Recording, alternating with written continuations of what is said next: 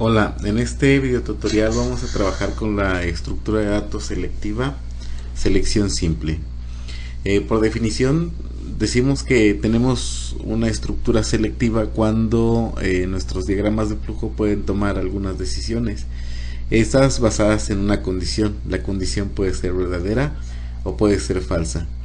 El diagrama de flujo de la estructura selectiva simple tiene la siguiente forma. Primero establecemos en un símbolo de rombo una condición. Esa condición puede ser verdadera o puede ser falsa. En caso de que sea verdadera, bueno, pues se ejecutará un código para el caso verdadero. Y en el caso de que sea falsa, bueno, pues no se ejecutará nada si es la selección simple. Finalmente, ambos casos, verdadero o falso, se unirán para terminar el código. Como ejemplo tenemos el problema de calcular el valor absoluto de un número. Inicialmente pedimos el número a través de un símbolo de teclado inicial y enseguida, por medio de una condición simple, validamos la expresión si número es menor que 0. El valor absoluto de un número por definición es el mismo número, solo que en positivo. Nuestra condición puede tener dos resultados, falso o verdadero, dependiendo del valor que tenga la variable num. En caso de que la variable num tenga el valor verdadero, entonces num será igual a num por menos 1, es decir, multiplicamos el número por menos 1 para convertir ese número de negativo a positivo. Existen otros métodos también, y en este caso, bueno, utilizamos este que se nos hace muy didáctico.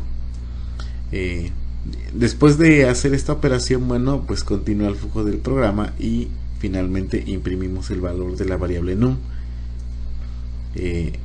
Identificamos como datos de entrada la entrada de datos por teclado, el proceso, que sería la evaluación de la condición y las operaciones que se tengan que hacer en caso de que la condición resulte ser verdadera, y como datos de salida, bueno, la impresión del resultado. Finalmente, bueno, tenemos aquí algunos datos de prueba. Hicimos algunas ejecuciones a mano como prueba de escritorio para este diagrama de flujo, y observamos que en los casos de las ejecuciones 4, 7, 8 y 10, nuestro diagrama de flujo en la parte del proceso donde está la condición dio como verdadero y se hizo la conversión de negativo a positivo. Otro ejemplo sería, por ejemplo, aumentar 500 pesos al sueldo de un empleado si su volumen de ventas es mayor a 12,000 pesos. Inicialmente, como datos de entrada, tenemos que las ventas y el sueldo serán los datos que el usuario deberá proporcionar al programa. A continuación, como parte del proceso, bueno, pues hacemos la validación de que si las ventas son mayores a 12,000, entonces en caso de que sea verdadero, se ejecutará un proceso. El proceso es muy simple. A la variable sueldo le agregamos lo que ya tiene más los 500 pesos que es el aumento. Y en caso contrario, bueno, pues observamos que no se hace ningún proceso adicional. Finalmente, como datos de salida, imprimimos en pantalla el valor de la variable sueldo.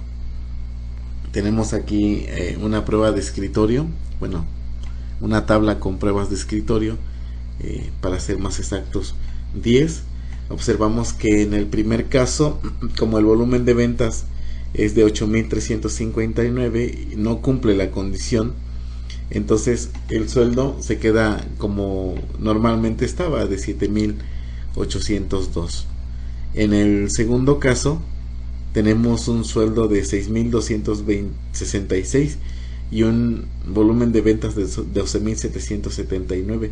Por lo tanto, ahí sí hay un aumento al sueldo que pasa de 6,266 a 6,766. Podemos observar el mismo comportamiento para las ejecuciones o pruebas de escritorio 4, 5, 8 y 10.